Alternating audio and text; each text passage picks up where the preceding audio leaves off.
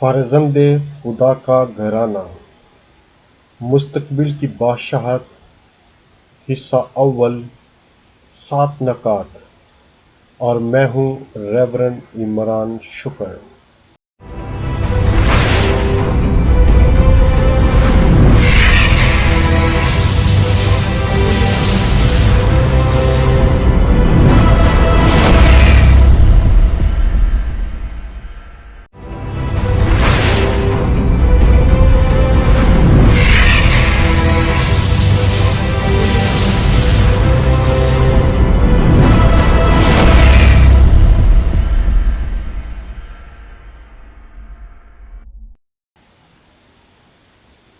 فرزند خدا کا گھرانہ، مستقبل کی بادشاہت، حصہ اول، 7 نکات، اور میں ہوں ریورنڈ عمران شکر۔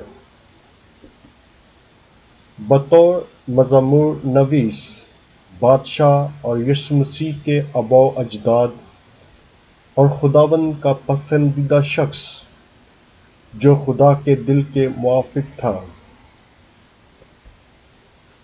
لیکن اب تیری سلطنت ہمیشہ نہ رہے گی، کیونکہ خداوند ایک مرد کو جو اس کے دل کے موافق ہے چن لے گا اور اسے حکم دے گا کہ اپنے لوگوں کا رہنما ہو، کیونکہ خداوند نے جو تجھے حکم دیا تو نے نہ مانا۔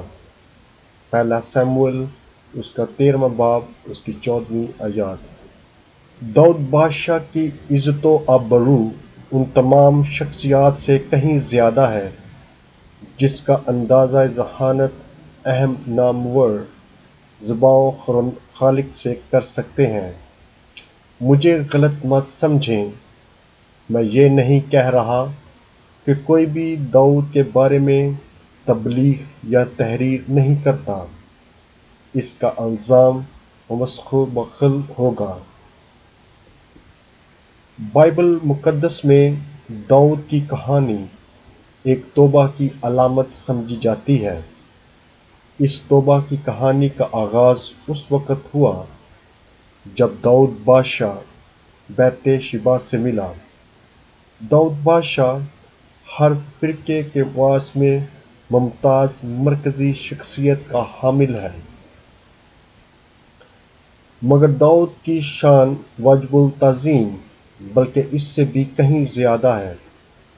بائبل مقدس تحریر کرتی ہے کہ داؤد بادشاہ نے بنی اسرائیل کی بادشاہت قائم کی، بلکہ اس سے بھی بڑھ کر داؤد نے ایسی بادشاہت قائم کی جس کا ذکر ہم تکوین اور خروج کی کہانیوں میں سنتے ہیں۔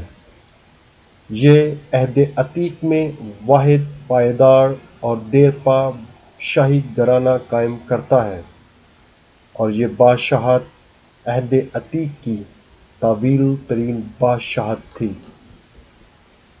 عالم حقوق اور مبلغین عام طور پر داؤد کو مزامیر کی کتاب کا مصنف قرار دیتے ہیں، جبکہ صرف 70 سے زائد مزامیر داؤد نے خود تحریر کیے تھے۔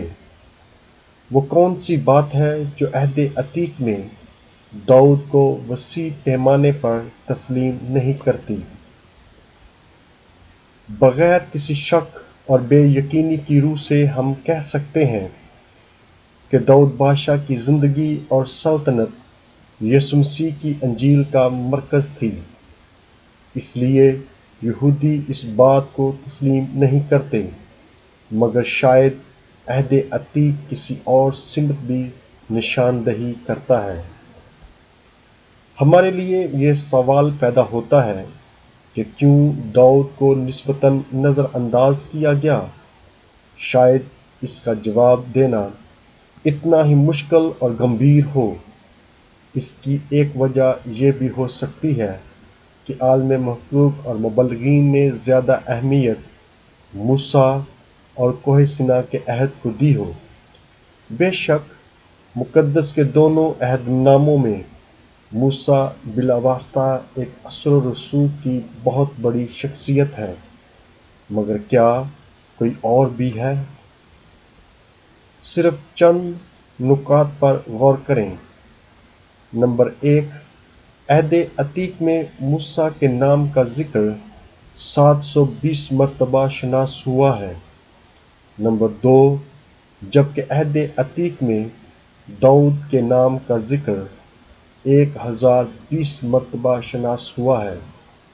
نمبر 3، انبیاء اکرام نے 37 مرتبہ داؤد کے نام کا ذکر کیا۔ نمبر 4، جبکہ موسیٰ کا ذکر انبیاء اکرام نے صرف 7 مرتبہ کیا۔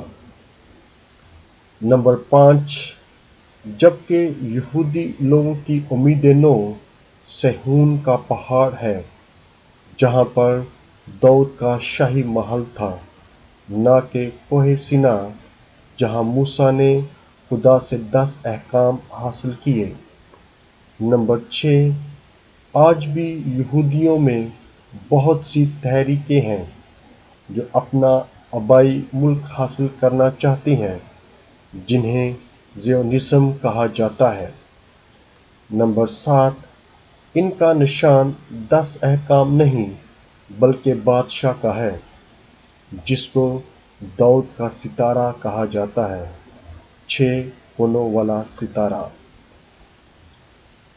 قدیم یہودی اور دور جدید کے یہودی جب بھی بادشاہت کا ذکر کرتے ہیں تو صرف داؤد کے دور حکومت کا کرتے ہیں، کیونکہ اس کے دور حکومت نے انہیں واحد تاریخی مضمون فراہم کیا۔